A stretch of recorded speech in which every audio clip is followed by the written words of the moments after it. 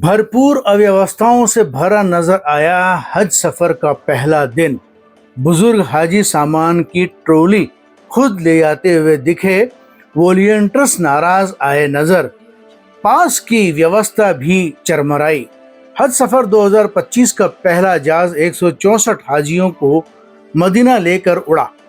इससे पहले टर्मिनल के बाहर और अंदर की पूरी तरह से अव्यवस्थाओं का पिटारा खुला हुआ नजर आया।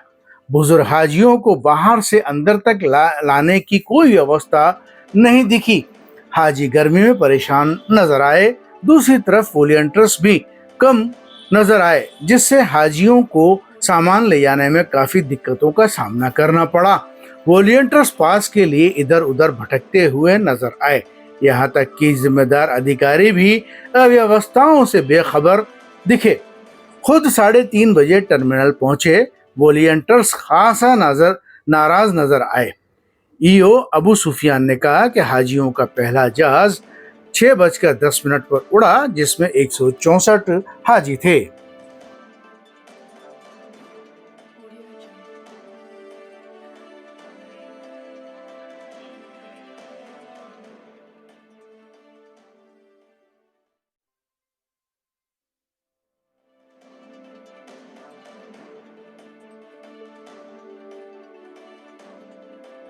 वॉलंटियर्स का पूरा इंतजाम है। अब क्योंकि जयपुर एयरपोर्ट और टर्मिनल 1 इंटरनेशनल एयरपोर्ट हो चुका है, तो इसलिए व्यवस्था इस तरीके से की गई है कि कुछ वॉलंटियर्स हमने बाहर डोम के लिए रखे हैं।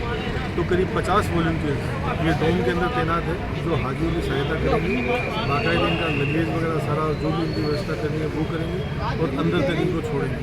फिर उसके बाद प्री SHA का जो एरिया है उसके अंदर भी हमने तीनों फ्लाइटों के हिसाब से 15 वॉलंटियर्स तैनात किए। वो 15 वॉलंटियर्स इनके लगेज की स्क्रीनिंग और इनके कस्टम में इनकी सहायता करेंगे।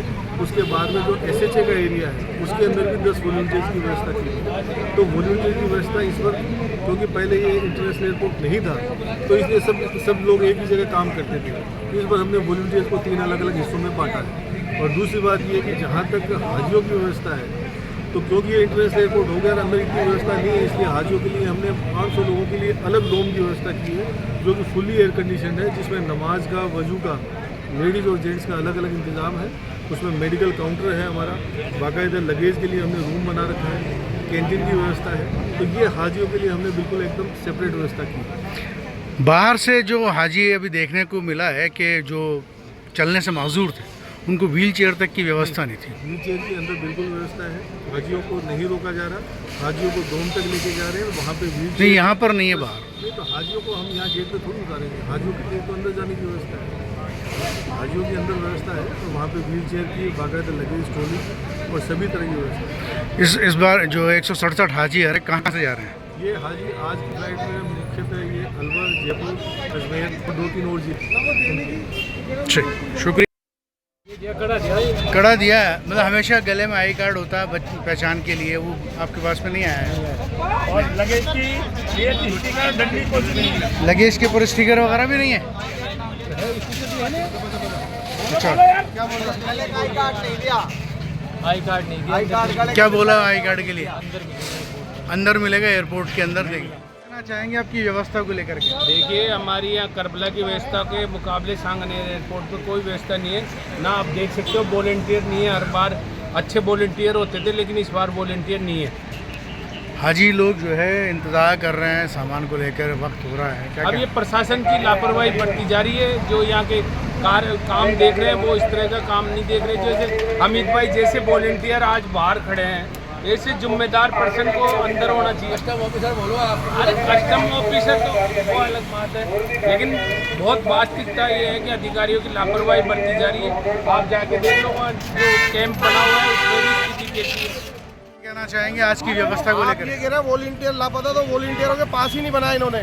अधिकारी सब अंदर बैठे हैं AC रूम में, और वॉलंटियर सब बाहर खड़े हैं गर्मी में।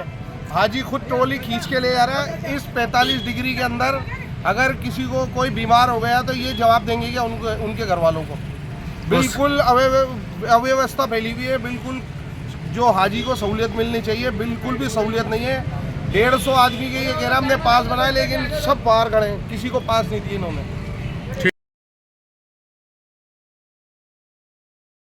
है।